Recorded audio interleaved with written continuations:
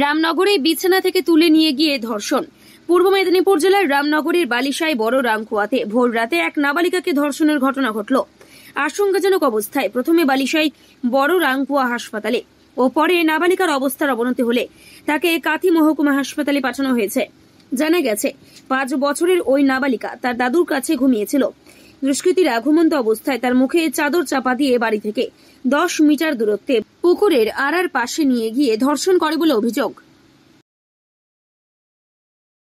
আমরা তো মেলাতে ছিলাম, এখানে কি হয়েছে আমি দেখিনি, জানিও না। আমি দোকান গুছাতে যাব, এতক্ষণ যাচ্ছে না কেন? দিয়ে আমাকে কেউ একজন গিয়ে বললো যে তোর লাতিনকে নিয়ে হসপিটালে যাচ্ছে। আমি মনে ভেবেছি জ্বর হয়েছে, তো হয়তো জ্বর বেশি হয়েছে।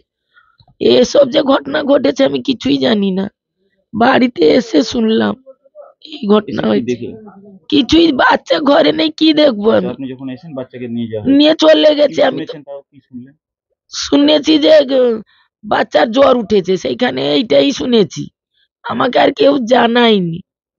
কখন জানতে পারলেন? যে বাড়িতে এসে জানতে পেলাম। কি জানলেন তখন? যে তাকে ধর্ষণ করিয়েছে বলে। ধর্ষণ করা হয়েছে, হ্যাঁ, করেছে বলে সন্দেহ। কারোকে তো দেখিনি, সন্দেহ কাকে নিয়ে করবো আমি? মেয়ের বয়স কত? 5 বছর। পড়াশোনা করে? হ্যাঁ, 1-এ পড়ে, 1-এ উঠবে এই বছর। কাউকে সন্দেহ হয়? সন্দেহ সেরকম কোনো নেই। কারা করতে পারে বলে মনে হয় এই ধারণা? আমি সেইটাই বুঝতে পারছি না। কি চাইছেন আপনারা? তার ফাঁসি হোক, তার শাস্তি হোক, আমি এইটাই চাইছি। আমার ছোট মেয়েকে এইরকম করেছে, আমি শাস্তি চাই। সে যতটা কষ্ট ভোগ করছে তার কষ্ট হোক, আমি চাই।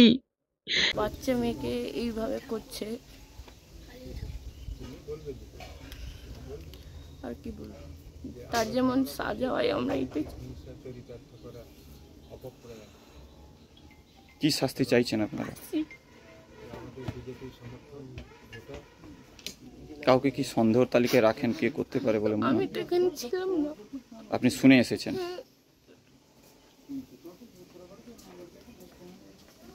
হচ্ছে মেয়েটাকে জ্বর হয়েছিল, ও মেলা গেছিল, মেলাতে আবার জ্বরটা বাড়তে তার দাদু নিয়ে এসে খাটে ঘুমিয়েছিল।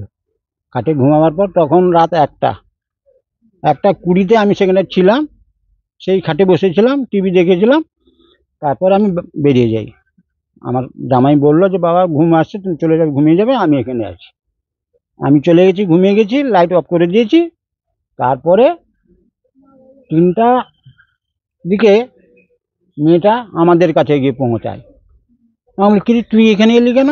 তারপর দেখলাম যে তার গাটা কেমন ভেজা ভেজা, আর গাটা একটু উষুম গরম আছে, কিন্তু গাটা ভেজা। আমি বলি এই টর্চটা আনো তো। যে টর্চটা যখন মেরে দেখি তার গায়ে গোটা রক্ত।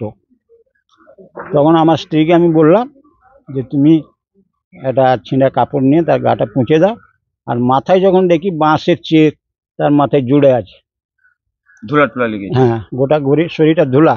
তখন আমি আমার বেরিয়ে এসে আমার জামাইকে আমি ডাকি। জামাইকে ডাকলাম যে শিবু তুমি উঠে পড়ো তো, তোমার নাতনি কোথায়? তখন সে আতুর সঙ্গে খুঁজেছে। আমি দেখো আমার কাছে আছে, কি ঘটনা ঘটেছে তুমি এসে দেখো। দিয়ে সে তখন আসে, এসে তখন মেয়েটাকে বের করে এনে সেও পুঁচাপুচি করে আর কান্নাকাটি করছে। বুঝেছেন? এই যে ঘটনা কালকে ঘটেছে, কটা নাগাদ হয়েছে? ঘটনাটা এটা 3টার দিকে হবে। মেয়েটা আপনাকে কি বললো? আমাকে বললো যে দাদু, দাদুকে ধরে মারছে, মানে তার দাদুকে, আর আমাকে মুখে মেরেছে 3জন লোক। লোকটা কিরকম তুই জানিস? না কালো হয়ে, এই যা বলেছে। তারপরে এই যে দাদুকে মারছে কথাটা বললো, দাদু কি জানে ঘটনাটা কি ছিল?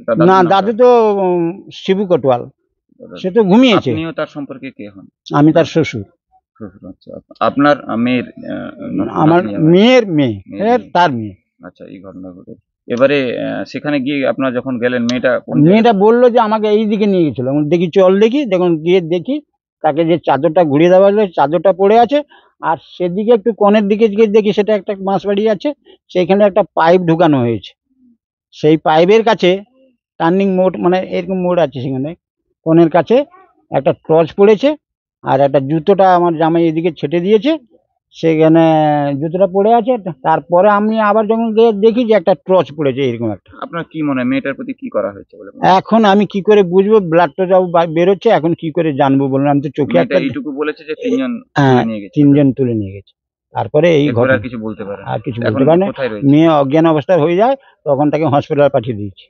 হসপিটাল বলেছে যে এখানে হবে না, সেখান থেকে দারুয়া নিয়ে গেছে। আপনারা কোনো লিখিত অভিযোগ এখনো কারো নামে করেছেন? না এখন স্যার আমি যাইনি। পুলিশ এসেছিল? পুলিশ এসেছিল, কোন থানা পুলিশ? রামনগর থানা। পুলিশ এসে কি বললো? পুলিশ এসে তদন্ত করে দেখে তিনি চলে গেছেন।